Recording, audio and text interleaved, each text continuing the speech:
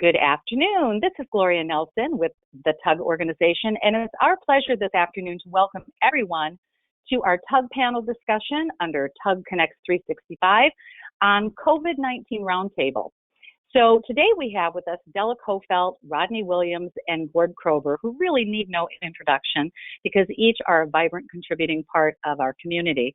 So without any further ado, I am going to transfer the screen over to Rodney. Just a moment here, bear with me. This is all new turf for all of us.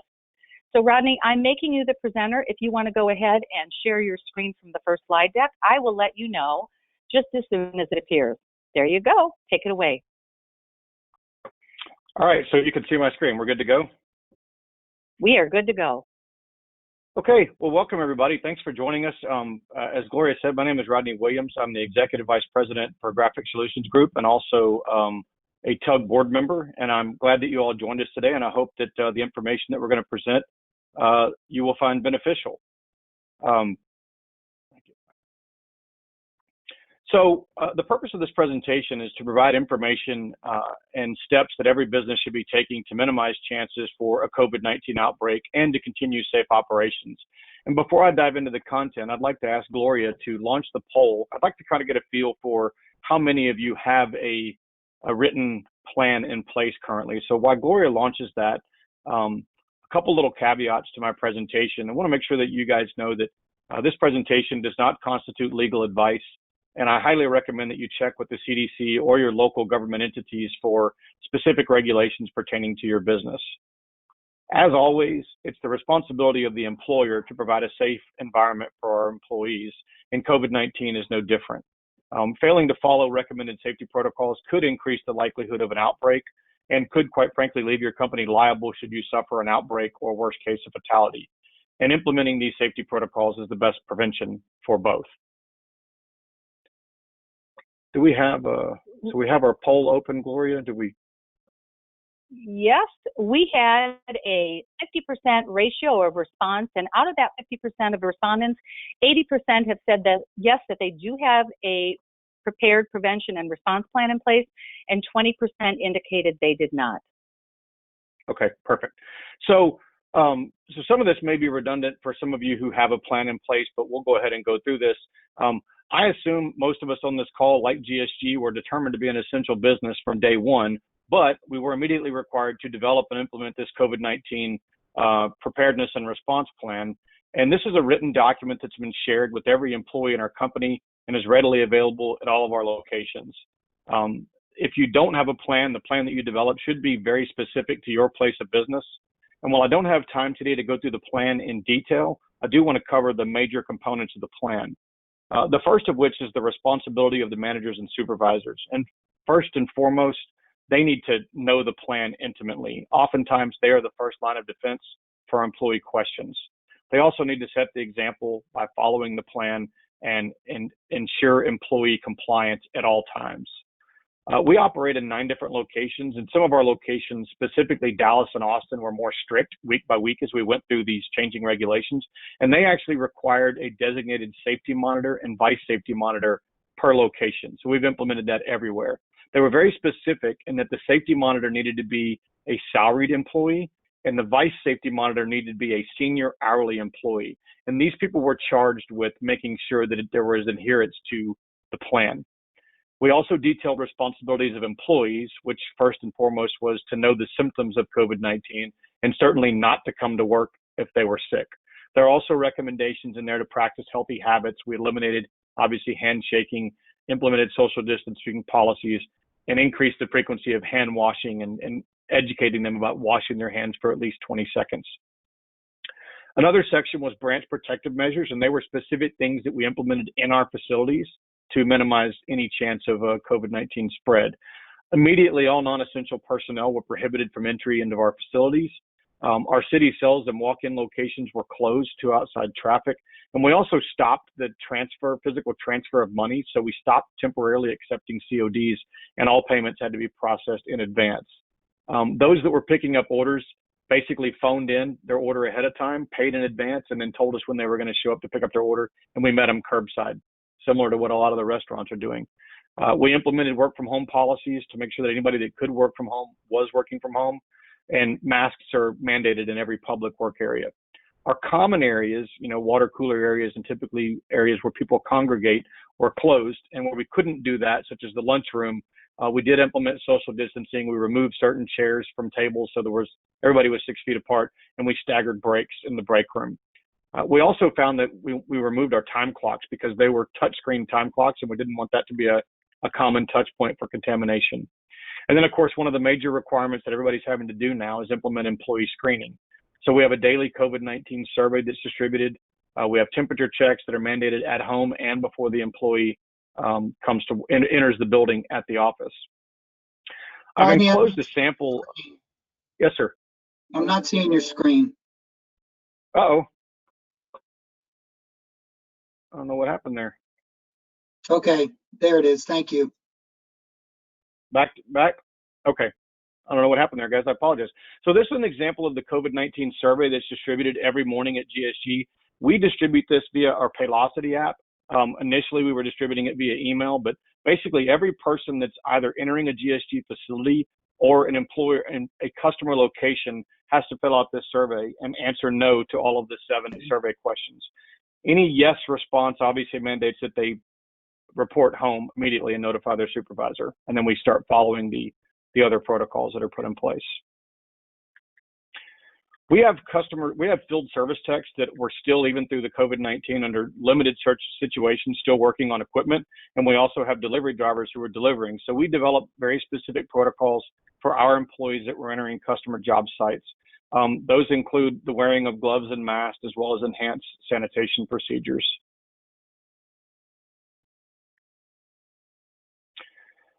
While you hope that you never have to deal with it, and I can tell you to date, GSG has been very fortunate that we have not had a positive confirmation of COVID-19 in the workplace.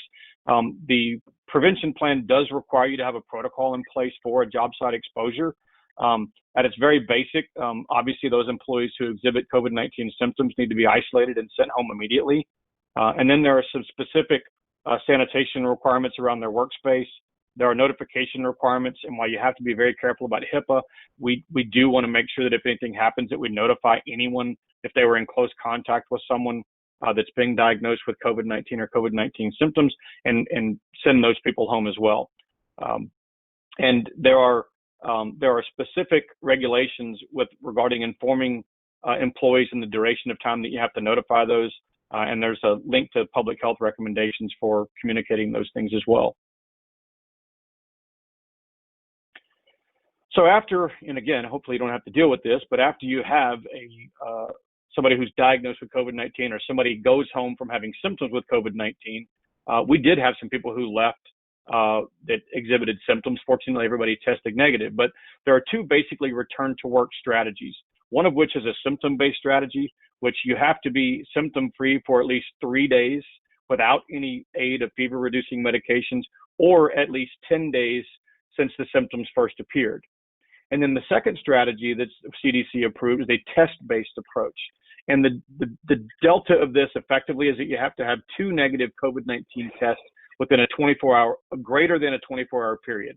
So that it's either a symptom-based approach or a testing-based approach that allows you to bring employees back into the workplace. Even though some of us never closed, we are finding that as phased reopening starts to happen, we are seeing a little bit of an increased traffic in our workplaces, and we are having customers that are starting to open. So we did supplement our preparedness guide with some reopening guidelines.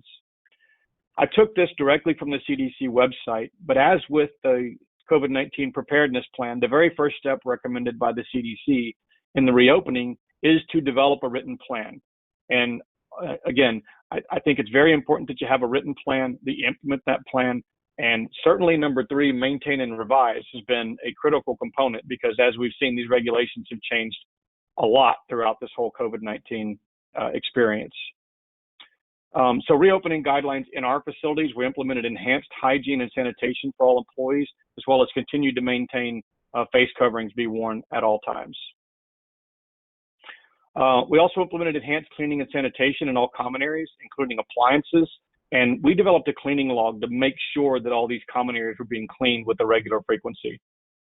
And I have an example of that here. You've probably seen something very similar on the back of a restroom in a restaurant, but we wanted somebody to initial this, these areas were cleaned at least 3 times per day. So we made sure that we were following all these cleaning and sanitation procedures. So in summary, the most important thing is to develop and implement a plan that's specific to your workplace. That plan needs to identify all areas and job tasks with potential exposure for COVID and include control measures such as surveys and temperature checks. Sorry about that. Continually communicate your plan to employees. And as we've seen through the release of guidelines with regards to COVID-19, and everybody's kind of getting a little bit of COVID fatigue, we are seeing where we've had to reinforce these guidelines in our facilities to make sure that people are following them. And then lastly, make sure that you monitor your local, state, and CDC guidance with respect to these control measures in reopening to make sure that you're constantly following all these guidelines. And with that, that's all I have for you. I'll stop and open it up for questions. Rodney, right now we don't have any questions that have populated, but one of the things that I do want to share is that all of the decks of the presentations today will be available on the all members board on the TUG website after we launch and upload the video link to today's presentation. So Rodney's contact information is on his slide. If you have any questions that you would like to avail him going forward, please feel free to do that. And if time permits, you can always circle back, post your question here, and we'll try to get to it at the conclusion. So without any further ado, what I'm going to do is, Della, I'm going to make you the presenter. Rodney, thank you so much. Okay. And if I can just trouble you to silence your phone on that end to mute yourself. And Della, if you want to let me know during your presentation when you'd like me to launch your poll, just give me the word. Let's go ahead and launch it now. I just want to get an idea. Okay. So the poll says, are you planning to work from home after restrictions are lifted? And while we're waiting for the votes to populate, we try to like to get up to an 85% of involvement. So if you've not yet hit your keyboard with a yes/no response, we'd very much appreciate you doing that at this time. We're seeing the numbers creep up just a wee bit. And Della, we know that you're working from home, Rodney is working from home, and I believe the only one that's logged in today from their place of business is Gord. Is that correct, folks? Yep. Actually, I'm at home also, working from home. Oh, okay. Okay, great. Well, what I'm going to do now is we have 65% response. I'm going to close the poll, and I'm going to share the results. And the results of this poll is, are you planning to work from home after restrictions are lifted? Is 59% responded yes, they would be working from home. 41% responded no, they would not be. So you have that little nugget of information there, Della. Excellent. Can you see my screen or? Have you completely in our site, so go ahead and feel free to proceed. All righty, excellent. Well, thank you all for joining us. I'm Della Kosselt. I am the CIO for DCA. DCA is a holding company. We have actually 4 companies. So we have 3 distributors, and then we have the holding company, which provides all the shared services from IT to accounting. And as distributors, we've always been typically in the office, in the office work environment. But today, our customers are placing orders without ever talking to anyone. We have branches and Salesforce spread all over the U.S. And we've got tools that allow us to be paperless and cloud-based. So COVID really forced us to take this next step in this whole digital transformation. And we call it work from home, although it's really work from anywhere. It's really now changing the mindset of where we've always been in distribution, which is that work in the office.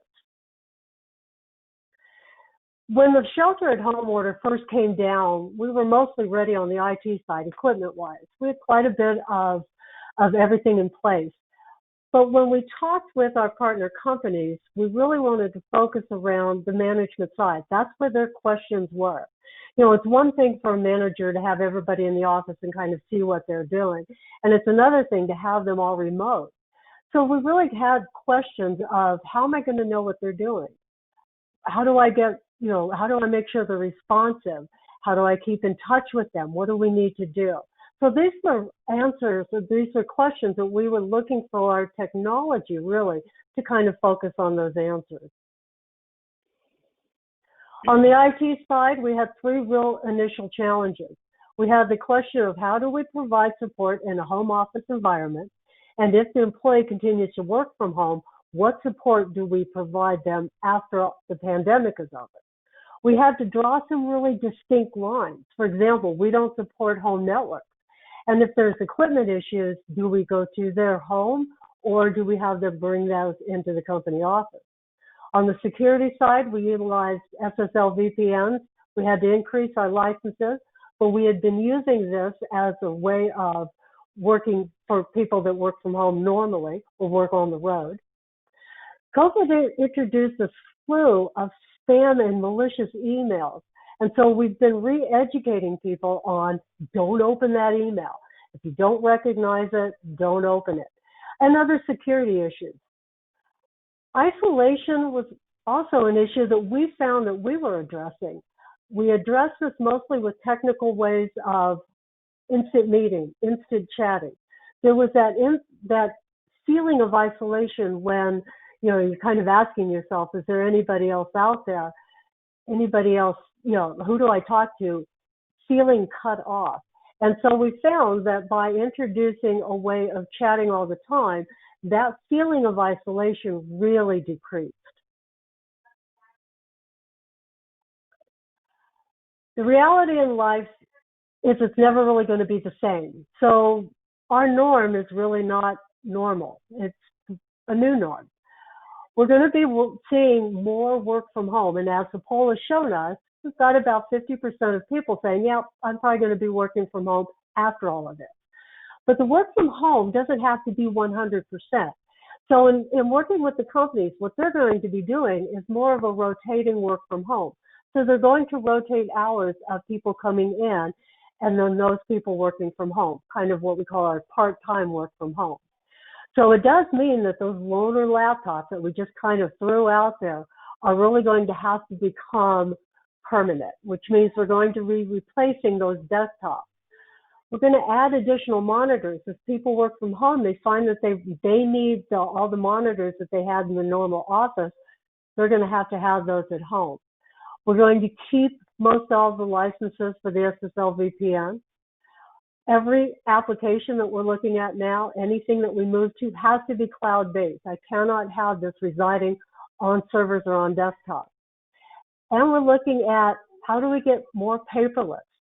We're utilizing Google Drive. We're utilizing a tool called AO Docs. Infor has their tools. We're looking at more Dropbox. But we're looking at more ways that no matter where they're at, where their office happens to be, they do not have to have a piece of paper in front of them. And so for the new norm, it actually is an advantage because we've been wanting to go paperless. This gives us that excuse to do it. There are also some other advantages that we've really found. Within the IT department, we have been 100% work from home. We find that the office space has actually gotten used as they needed to distance the accounting department. They were able to move people up into different offices that allowed them to distance. But also in talking with other distributors, they're looking at possibly reducing the amount of office space that they use, which will reduce their footprint. There's a lot of less time lost in commuting. So as a rule, we're losing an hour a day per person in the whole commute. If they get stuck in traffic, we could lose even more. We've had absolutely no sick time used during this whole work from home. Everybody has been able to, they've just kind of sheltered in place. So if you have the cold that would normally send you home, they're already there. So we've had no sick time. We've had less interruptions. So we are in the process of a major upgrade to version 11 Web UI.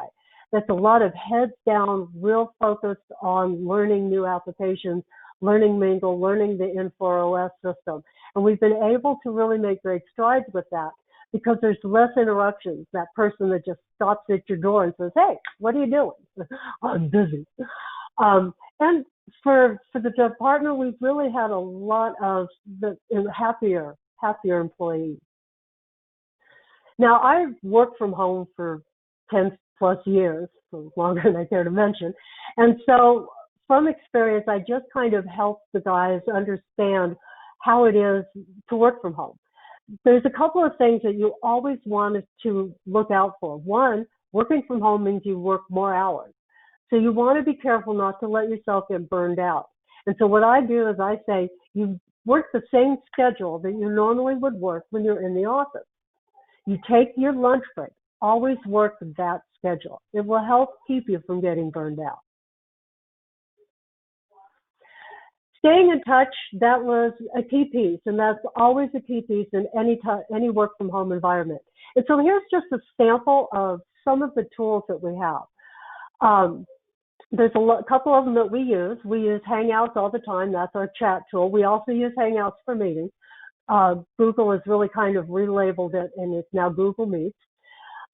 We've used Slack. I've used Zoom, Microsoft Teams, GoToMeeting a lot, and TeamViewer we use all the time as well.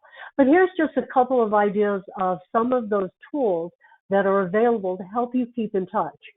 And the other piece that I talk to everybody about is share your calendars. Find a way and find a tool, whether it's Outlook and Exchange or the Google Calendars. It is key to share your calendars. That way you know when people are out, when they're out and about, when they're available, what meetings are going on. And there's a lot of really good tools for that. So just a little bit about how to stay in touch. So is work from home for everyone? Absolutely not. It is designed, or it's really perfect, I should say, for those people who are not customer facing.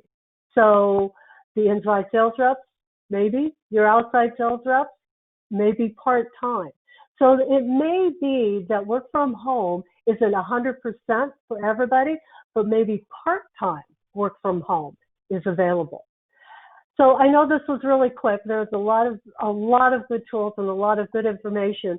If you have any questions or anything else, there's my email. Just feel free to drop me a note and I'll answer them as best as I can. And thank you, Della. And I also want to remind everyone that if you have any pressing questions with each one of the segments of presentation, please feel free to type them directly into your question bank that's on your individual control panels on the viewing side of the equation. So if that concludes your portion, and I will revisit this at the conclusion because some people might be holding their questions until all three have presented. So I'll be keeping an eye out on this end. And without any further ado, Gord, I'm making you presenter. If you would be so kind as to please share your screen.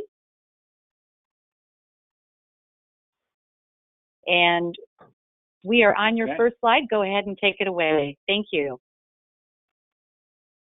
Great. Thanks, Gloria. And thanks, everybody, for joining us today. My name's Gord Krober. I work at Kerr Controls here in Truro, Nova Scotia, Canada, east coast of Canada. And we're in the HVAC and refrigeration sector. I'll talk a little bit more about sectors and geographies here and there in my presentation. I'm in the logistics, warehousing, facilities area within Kerr, a few other hats too. I am an industrial engineer. I went to Dalhousie University in Halifax, and I happen to be the TUG WMS network leader for the past, I guess it's pushing a couple of years now. So what we're going to talk about, what I'll get into here today, is some brief overview on regulation within COVID-19 in Canada. I'll qualify and say I'm not an expert on this. My company and I have referred to obviously government guidelines, regulations, and law through national and provincial health authorities. But I will touch on that. Encourage everybody out there to seek out as much information as they can wherever you happen to be geographically, as it can be a moving target for the health and safety recommendations. I'm going to talk about the COVID-19 factor in the warehousing workplace, so specifically within warehousing.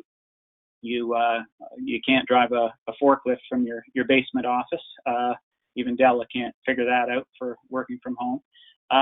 And I'll touch on ideas for what really got some of this started for this day was Gary and I talking about the fact that there's some surplus time actually in some companies, and you can use your time and resources effectively if you have that. And I'll touch on that. Now is a perfect time to put up the poll question, Gloria, because that's kind of what I wanted to find out. And for those on the viewing side as attendees, if you'd like to go ahead and respond by voting, since COVID has your central warehousing scene, select one of the following: reduced volume with staff layoffs accordingly, increased volume and difficulty meeting demand on a day-to-day basis, or reduced volume but doing important projects. I see the ticker going up. We're almost at 40%. If everybody wants to jump on their keyboards, that gives us more salient information for Gord to speak from. I'm going to give it another 5 or so seconds. So if you're a latecomer to the party, just jump on and cast your vote. And we will go ahead and close the poll with 53% voted. That seems to be the magic number. And I'm going to share the results. And Gord, it says that we have 37% of respondents say that they have reduced volume and staff layoffs accordingly. 16% have increased volume and difficulty meeting day-to-day demand. And 47% are using the reduced volume with doing important projects. Super. Thanks, Gloria.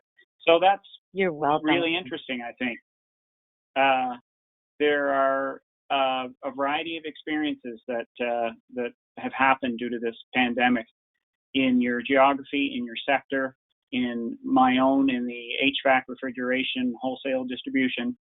You know, we have seen the fact that homeowners are unable to get contractors in the house to start with, even though we were open and deemed an essential business. And many businesses are either deemed essential or, quote, supply chain, but volumes are down. Government subsidies, on the other end, may mean that while you're down in sales volume, your staff resources are still relatively high to that workload, and you can get some stuff done. So I'll talk a bit more on that. I know in talking even with Rodney, he pointed out in his warehouse, the sales are down, but the line count is fairly high. So for those in warehousing, you'll be familiar with that as a productivity measure. And essentially, you're still busy, even though you're not selling as much. The customer orders 3 instead of 10, but it's about the same amount of workload per line measured. And I guess the other thing are those that are really busy. Bicycle suppliers. I know, speaking firsthand to one, their volume is way up, and actually they have difficulty with getting enough labor. So they have more demand and less staff to handle it, coupled with social distancing constraints within their buildings. Another company close to where I live was doing some deliveries of alcohol, and their business went up, I think, 7-fold. So deliveries of alcohol, no surprise, way up. I also think they do some distribution of cannabis here in Canada, but I didn't hear the statistics on that one. And so, yeah, I'm going to go over some ideas for surplus time. Little laugh of the day, a little advice. Don't buy your reusable mask at a thrift store or any recyclable, reused fabric, perhaps. You don't know where it's been. So the new normal, I spoke to the idea that you can't drive a forklift from your basement office. And in warehouses, you have what I would call doers, folks on the floor getting it done, picking, receiving. In the WMS world with RF barcode guns, very often with equipment such as forklifts, order pickers, etc. So we got to figure out how to do that. How do we work in that new normal in the warehouse? COVID-19 in Canada. So I'm going to go through just a couple of quick slides. These are really just to illustrate that there's a ton of information available online. This is from the Health Canada website. at the national level, and it goes into great detail on risk mitigation. And this is really just an excerpt from that. There's a lot of details there. So my own company has used federal guidelines and reference material coupled with provincial. So in Canada, health care is funded provincially, and the provincial health authorities, many of whom have been speaking on TV and radio with the premier of the province. It's been interesting to watch since all this began to keep the population informed. At the provincial level, though, the rules may be different, so that's very important. And for Kerr, we operate in a number of provinces, so we have to be aware that there are differences amongst those provinces. And this is just another guideline. Again, goes into great detail. I did notice in the province of New Brunswick, the three main things in part of their state of emergency, that every employer takes reasonable step to ensure minimal interaction with people 2 meters or greater apart, i.e. the social distance, but also takes every reasonable step to prevent persons who exhibit COVID-19 from entering the workplace, and takes every reasonable step for those entering the province that they are self-isolated for 14 days. So that's been a big initiative, I know, in Canadian provinces. Probably less so, we see the screening and monitoring and temperature checks and the like. So just a quick chart that folks told me was informative, so I left it up. The hierarchy of risk control. So from the most to the least effective. So it starts with the physical distancing, then you get into controls, administrative and engineered, and lastly is PPE at the bottom of the list. So that mask we saw on the first slide comes later. But obviously keeping people safe through separation is key. So at every warehouse, there's a number of things in common.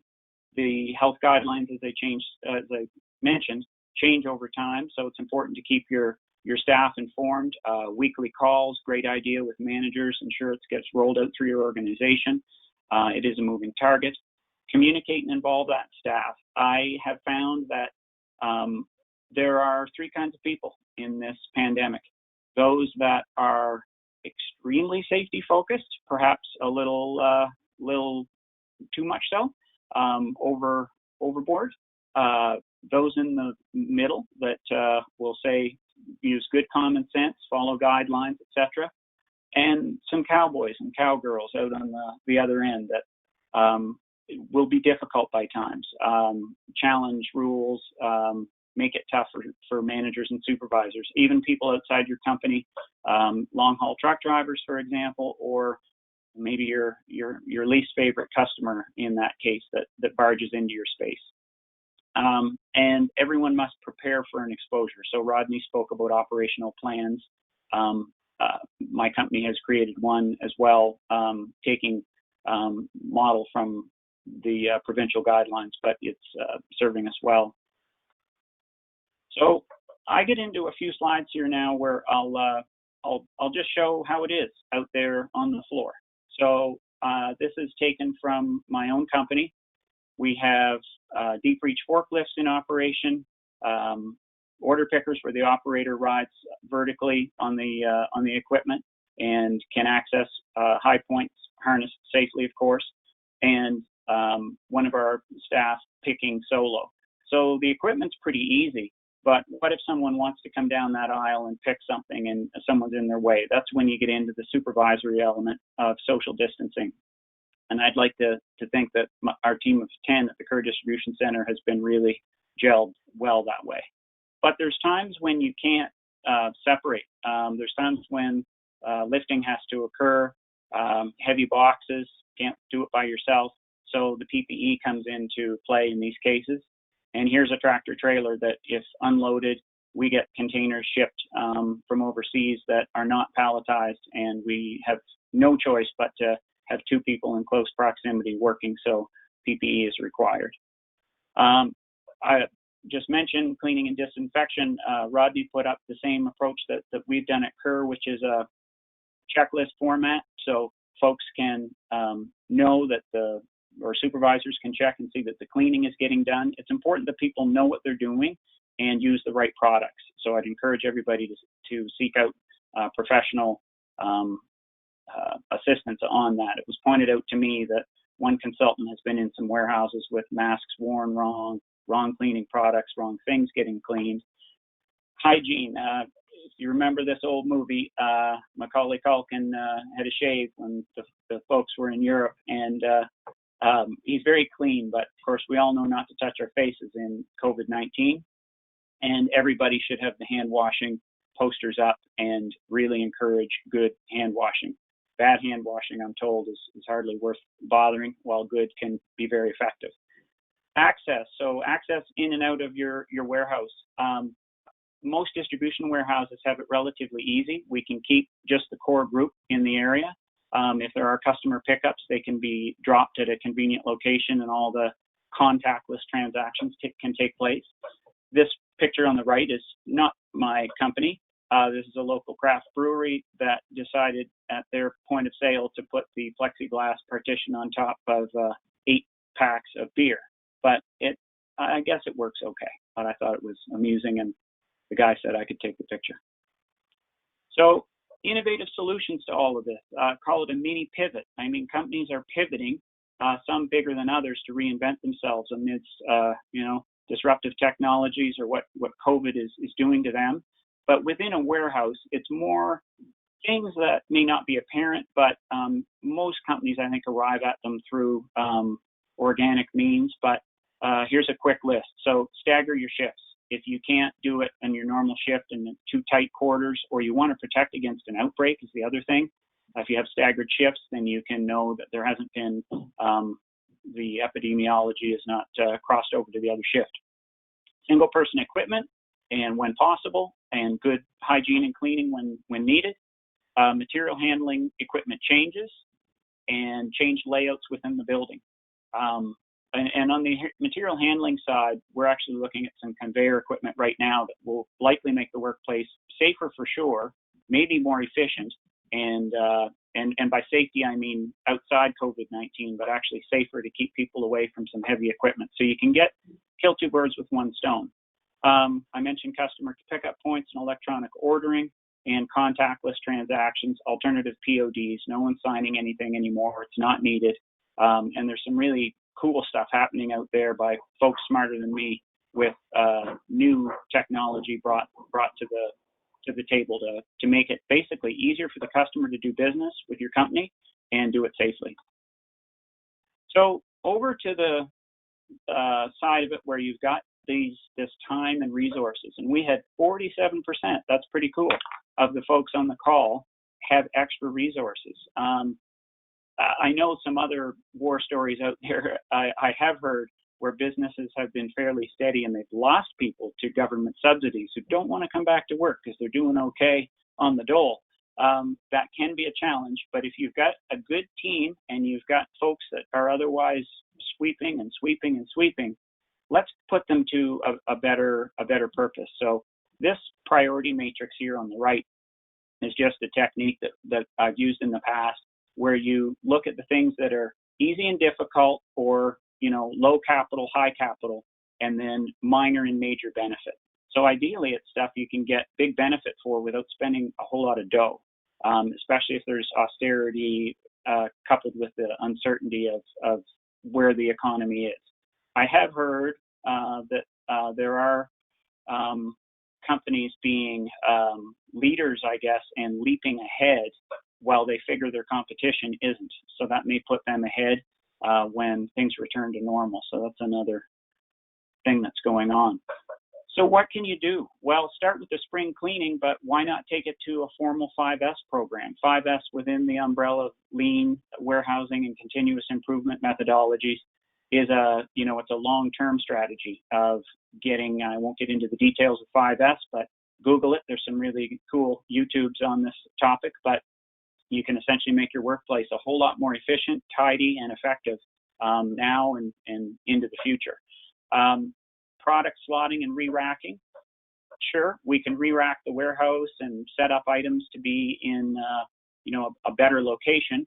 We can also do dynamic slotting and use a warehouse management system which is intended to work on velocity, and set it up in such a way that it's running your warehouse better using the logic in the software. There are features within TWL, for example, put away groups, primary locations, and other techniques that can also achieve greater space and work efficiency. There's some great webinars on this too. Some of our sponsors have done some webinars recently. I'd encourage you to listen to. They're great, and those guys really know their stuff. Other TWL parameters, units of measure. That was, I think, units of measure were the biggest topic at the last TUG conference, and for good reason. And units of measure rear their ugly heads in warehouses all the time if you can get them running better. And obviously, inventory accuracies, counting, organizing, it's all good. And new and upgraded software would be on the other end of the spectrum, but I am told there's some good deals right now on both savings and good payment terms on software. So negotiate. And refer to those sponsor webinars and use the TUG forum. So here's a few pictures, again, close to home. Get organized. That's some oil nozzles. And bin and product maintenance. Used to be the guy you wanted to label your bins at the warehouse had the best handwriting. I don't think that's the best, but it is handwriting. We're doing better with a picture and a part number, more reference information. And then on the far right, we've got a bin location with a barcode, product with a barcode. It doesn't get much slicker. That all contributes to better inventory accuracy and work efficiency. Safety. So proactive safety. Here we got some guys getting called out with a red card. If you're a soccer fan, somebody slammed into that racking beam. That is in my warehouse, I'll admit. But what do we do at Kerr? Well, we have a program where we actually have a third party come and inspect our warehouse, but that should be done in-house as well. And that's a safety board beside. So why not improve something like a safety program? Doesn't really cost you anything, and there's nothing more worthwhile, one might say. Optimize your WMS. I touched on the put away groups. This is just a screenshot of that particular screen in TWL with a little access database beside it. Get the stuff done, get your Q&D, bang it back in the system, and if you're thoughtful about it, you can really benefit from some of these exercises. And hardware upgrades. Upgrades are sometimes necessary anyway as older technology is phased out and is no longer compatible. This is an example of one of the newer RF barcode guns that's available on the market. And I mentioned the TUG forum. I don't even know what OEEPP is, and that doesn't really matter because I didn't comment on this. I wouldn't try. But it goes to show that there are folks out there that know stuff. Lots of stuff. So put it on the TUG forum and you're almost guaranteed to get some really good feedback. And it doesn't cost you anything. You get good conversation going. I have done some posts when I run into questions that I'm not aware of, and I'm always amazed at how many people are out there who've done it before. They've made mistakes that you can avoid repeating. And that's it from me. Any questions or other experiences to share, I would encourage everybody to reach out to me. Emails there or through the TUG various ways. Even give me a call. I don't care. And thanks very much. That's it from me. Thanks, Gord. I'd like to once again encourage anyone, if you have any questions, please populate them in the question bar. If you take your little flag and get it pointing in an downward position, you will in fact see the portal open up and you can type your question there. And while we're giving it a moment for it to populate any questions that might come in, one of the things that crossed my mind living here in the lower 48 for you, Gord, and for my fellow U.S. residents that are on the esteemed panel, have any of you experienced with, for example, in Florida, we had lockouts from people coming in from Louisiana. That meant truck deliveries of essential goods, et cetera, coming in from Louisiana, as well as restrictions with roadblocks on main arteries coming into the state of Florida from Connecticut, New York, and New Jersey to ensure that the virus wouldn't spread. Has anyone experienced any supply chain disruption as a result of some of the mandates that you've experienced in your areas? Great question. I would say, from my own experience and understanding, the flow of truck traffic has not been greatly impeded. Truck traffic is allowed to continue through provincial borders and has from the get-go. It was deemed essential. Also, though, within the supply chain, with factories shutting down, even overseas, even months and months ago, we have been involved in and are hearing of shortages on some of our supply lines of products. So, some yet to be felt. So that is an issue for us.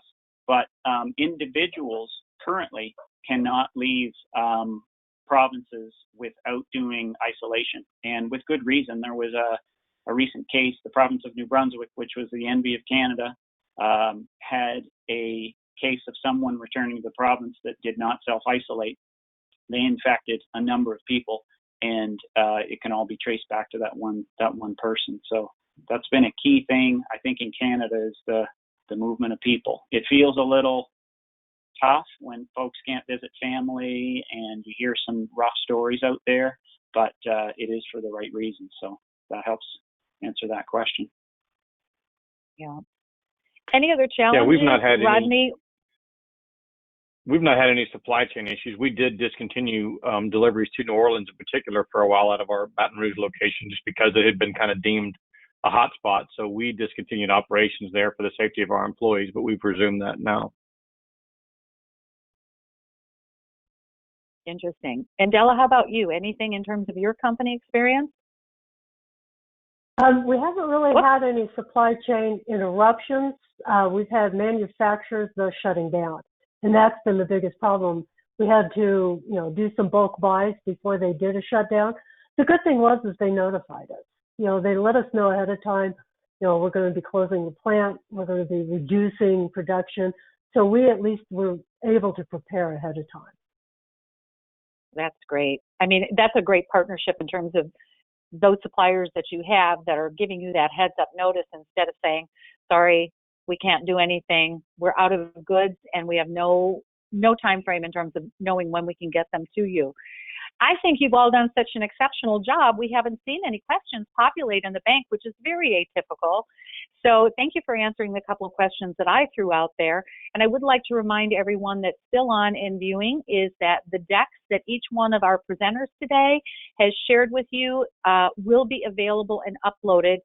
Due to how the platform works on all members, they will be in 3 separate posts, and then another individual post will also come from the actual recorded content. So without any further ado, Della, Rodney, Gord, thank you so much for participating and enlightening everyone today. And we will see you at the next regularly scheduled TUG Connects 365 webinar, brought to you, compliments of TUG. Thanks so much. And as they say, that's a wrap. Have a great day, everyone. Thanks, everyone. Thanks, Gloria. Bye. Thanks. My pleasure. Bye.